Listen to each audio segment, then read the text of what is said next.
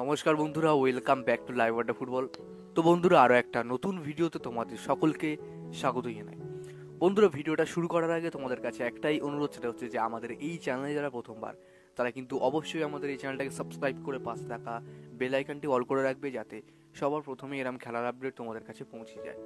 তোমরা আজকে মোহনবাগানকে নিয়ে কিছু আপডেট নেই, তবে যে কটা আপডেট আছে সেই কটা আপডেট তোমার সঙ্গে শেয়ার করার আছে। তো তোমরা ভিডিওটা একটু স্কিপ না করে পুরোটা দেখো, আশা করি তোমরা সব কিছু বুঝতে পারবে এই ভিডিওতে। তো বন্ধুরা, কালকে আমার সকালের ভিডিওতে 100টা লাইক কমপ্লিট হয়নি, যার কারণে কিন্তু আমি রিডিম করতে দিইনি। তবে আজকের এই সকালের ভিডিওতে যদি 100টা লাইক কমপ্লিট করে দাও তোমরা, তাহলে কিন্তু অবশ্যই সন্ধ্যাবেলার ভিডিওতে আমি তোমাদের জন্য রিডিম কোড আনবো।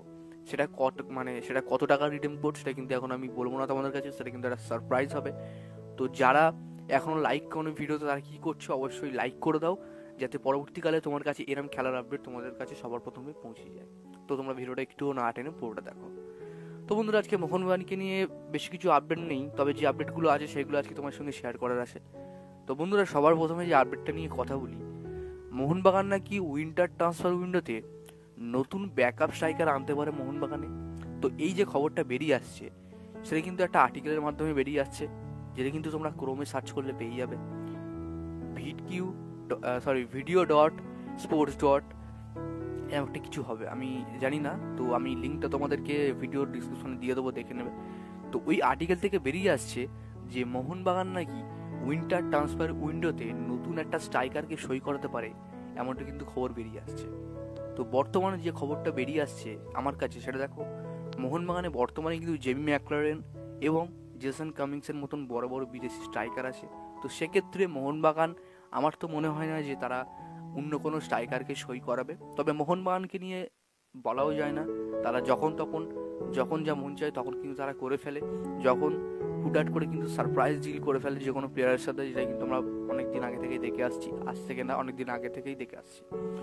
তো এখানে মোদ্দা কথা হলো যে মোহনবাগান যদি কোনো স্ট্রাইকারকে সই করায়, তাহলে এই দুটো স্ট্রাইকারের মধ্যে কোন স্ট্রাইকারের বিদায় ঘন্টা বাজবে।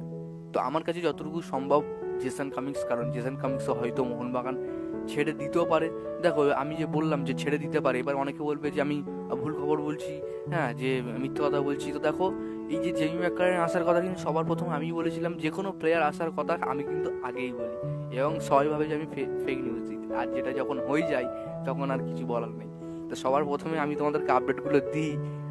তো যাই হোক, কিছু বলার নেই আর। দেখো, মোহনবাগান যদি নতুন স্ট্রাইকার সই করে, তাহলে কিন্তু অবশ্যই জেসন কামিংসকে ছেড়ে দেবে, এমনটা কিন্তু খবর পাওয়া যাচ্ছে। তবে জেসন কামিংসকে খুব সহজে ছাড়বে না, তার পারফরমেন্স আর 2-1 ম্যাচ দেখবে, দেখার পরে তারপরে ডিসিশন নেওয়া হবে।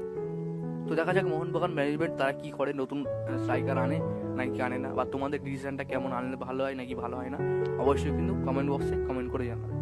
তো যাই হোক, আশা করি তোমাদের বোঝাতে পারলাম। তো আজকের জন্য ভিডিওটা এতটাই ছিল। যদি তোমাদের ভিডিওটা একটুও ভালো লেগে থাকে তো লাইক করে দিও, আর আমাদের এই চ্যানেলের প্রথমবারের জন্য হয়ে যায় চ্যানেলটাকে সাবস্ক্রাইব করে পাশে থাকা বেল আইকনটি অল করে রাখো।